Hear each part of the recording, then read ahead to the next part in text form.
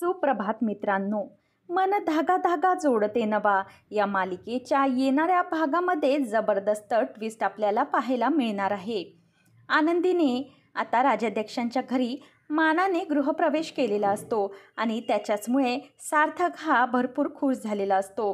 त्याचप्रमाणे आनंदीचा आता जो काही लूक असतो आणि तिचा जो काही अंदाज असतो तो सार्थकला प्रचंड भावलेला असतो. त्याच्यामुळेच वृंदा आणि सुधाचे धाबे दणाणलेले असतात. वृंदासुद्धा गप्पा मारत असताना तिथे आनंदी येते. आनंदी वृंदीला तिथून बाहेर काढते आणि तिला सुधाशी बोलायचं असतं. सुधा मात्र काही बोलायला तयारच नसते. सुधाला आनंदीचा राग येत असतो. आनंदी म्हणते की आई, मला जरा तुमच्याशी बोलायचं आहे. पण मात्र सुधाने तंबी दिलेली असते की मला आई म्हणून हाक मारू नको. आनंदीने त्याचं वाईट न वाटून घेता काकू अशी हाक मारून सुधाशी बोलायला सुरुवात केलेली असते. ती म्हणते की तुमच्या सुनेकडून काय अपेक्षा असतील त्या जरा मला सांगाल का? तेव्हा ती म्हणते की तू मला अपेक्षा वगैरे विचारू नकोस. जर मी तुला अपेक्षा सांगितल्या तर तू या महिन्याभरात तशीच वागशील आणि मग काय मला इम्प्रेस करणं तुला सोपंच पडणार आहे. तेव्हा आनंदी म्हणते की आई, मला तसं म्हणायचं नाही. एखादी मुलगी जेव्हा सासरी येईल ना तेव्हा तिच्या सासूचं बोट धरून तिला चालवं लागतं. म्हणूनच मला तुमच्या अपेक्षा सांगा, त्याच्यावर खरी उतरण्याचा मी नक्कीच प्रयत्न करीन. तेव्हा सुधा म्हणते की मला माझी सून माझं घर बांधून ठेवणारी हवी आहे. जेव्हा वृंदाचे मिस्टर गेले तेव्हा आमचं घर पूर्णपणे कोलमडलं होतं. भाऊजी गेल्यानंतर आम्ही सगळे अगदी हताश झालो होतो. पण त्यानंतर त्याच जिद्दीने मी या घरामध्ये उभे राहिले होते.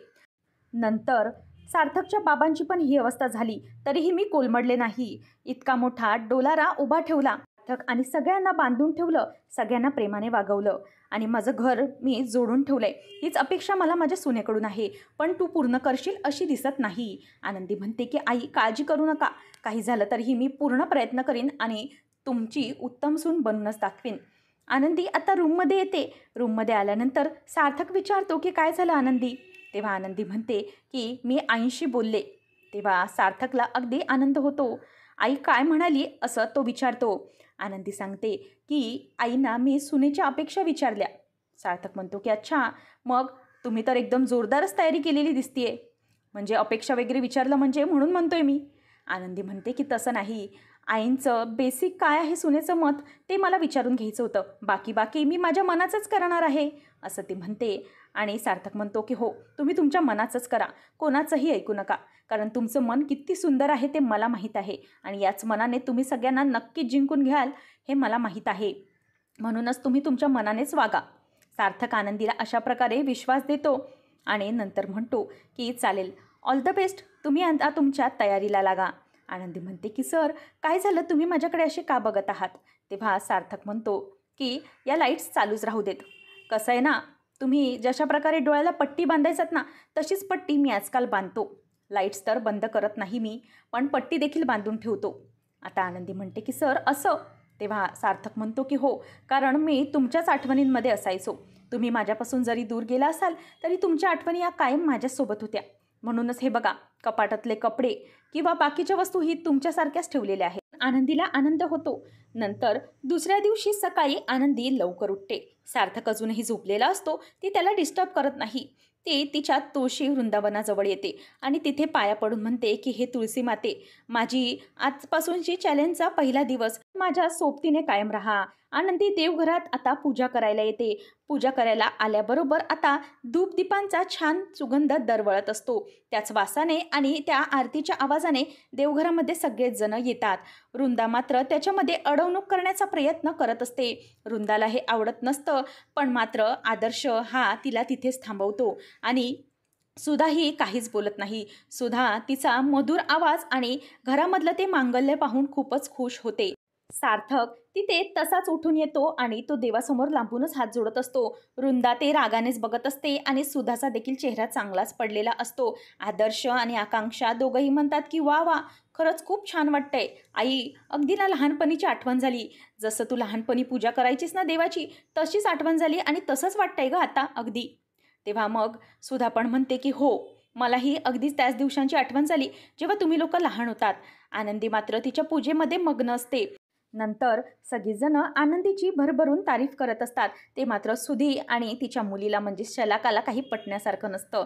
सार्थक आता अंघोळ न केल्यामुळे तो लांबूनच ते सगळं बघतो आणि तिथूनच आतमध्ये निघून जातो. आनंदी आता सगळ्यांना प्रसाद वाटते. नंतर तिच्या रूममध्ये ती येते. रूममध्ये आल्यानंतर आता सार्थकच्या छातीत तिला बघून अगदी कळच आलेली असते. तो खूपच घायाळ झालेला असतो. आनंदी म्हणते की सार्थक सर, तुम्हाला काय झालंय? तुम्ही असे का करत आहात? काही त्रास होतोय का तुम्हाला? मात्र सार्थक म्हणतो की काय सांगू तुम्हाला, अशी छातीत कळ आली आहे ना की काय सांगू, आई ग, असं तो ओरडायला लागतो. आनंदी म्हणते की सर थांबा, मी कोणाला तरी बोलवते. आदर्श सर, आई. तेव्हा तो शांत करून म्हणतो की अहो जरा शांत व्हा, इतकं लगेच पॅनिक होण्याची काय गरज? अहो तुम्हाला असं मी बघतोय ना समोर, स्वतःवर कंट्रोलच नाहीये. अहो तुम्ही अगदी स्वर्गातल्या अप्सरांपेक्षा सुंदर दिसताय, त्या देखील तुमच्यासमोर फिक्या आहेत. आणि ज्या प्रकारे तुम्ही आज जे काही सकाळीच तुमचं चॅलेंज धडाडीने पार पाडलंय ना, वा, खरंच खूप छान. त्यानंतर आनंदी म्हणते की सार्थक सर, बस झालं माझं कौतुक, आता तुम्ही ऑफिसची तयारी करा. आता आनंदी किचनमध्ये येते. किचनमध्ये आल्याबरोबर रुंदी तिला म्हणते की हे बघ, तुझी लक्ष्मण रेषा होती ती तुला आता ओलांडायची नाही, इथेच थांबायचंच, तू काहीही करायचं नाही. आता आनंदी म्हणते की काकू, तुम्ही विसरताय का, मी इथे महिनाभर सुनेचं चॅलेंज घेतलंय. कोणती सून अशी स्वयंपाकघर सोडून सकाळी सकाळी जाऊन रूममध्ये बसते? मला तर ते पटत नाही, म्हणून मीच स्वयंपाक करणार. तेव्हा आनंदी किचनमध्ये तर येते. ती जेवण बनवत असताना रुंदाच्या डोक्यात प्लॅनिंग सुरू असतं.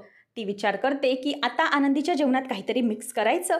तितक्यातच तिथे आनंदी येते. मात्र आनंदी तिचा सगळा डाव हा बिघडवून टाकते. आनंदी म्हणते की काकू, तुम्ही इथे किचनमध्ये काय करताय? मी असताना तुम्ही दोघीही प्लीज किचनमध्ये थांबू नका, तुम्ही जाऊन आराम करा. असं म्हणून ती सुधाला आणि रुंदाला दोघी जणींना बाजूला बसायला सांगते. तेव्हा रुंदा म्हणते की बघितलंस ना किती चलाक आहे ती. तेव्हा सगळ्या जणांना आनंदी जेवण झाल्यावर जेवण वाढते आणि सगळेजण जेवायला बसलेले असताना आता इथे आनंदीने कसं जेवण बनवलंय याची सगळ्यांना उत्सुकता लागलेली असते.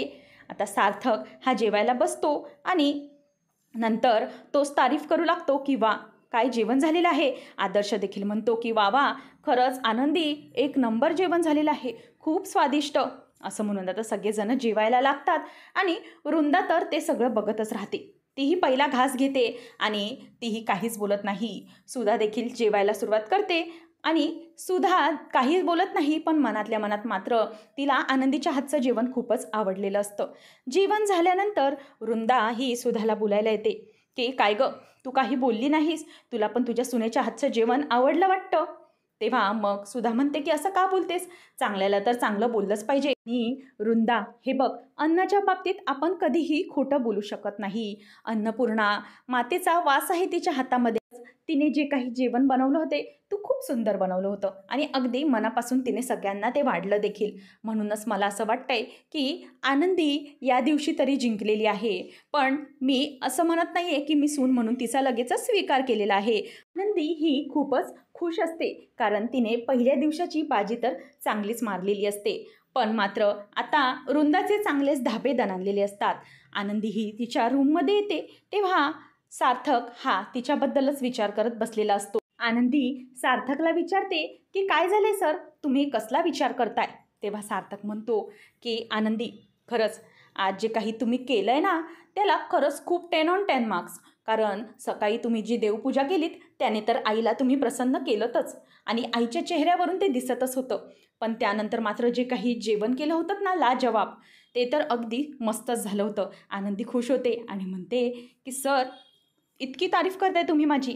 सर, महिन्यातला एकच दिवस तर झालाय अजून. तेव्हा सार्थक म्हणतो की हा एकच दिवस खूप धमाकेदार होता, म्हणूनच आता पुढचे दिवस काय असणार आहेत याचा मी विचार करतोय. तुमची अशी नवनवीन कोणकोणती रूपं पाहायला मिळणार आहेत हे तर मला विचार करूनच थक्क व्हायला होते.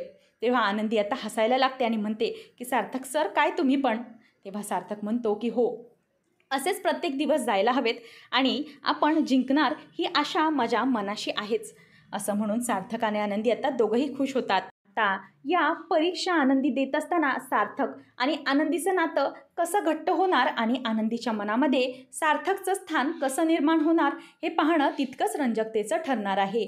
असेच अपडेट्स पाहत राहण्यासाठी आताच आपल्या चॅनलला सबस्क्राईब नक्की करा.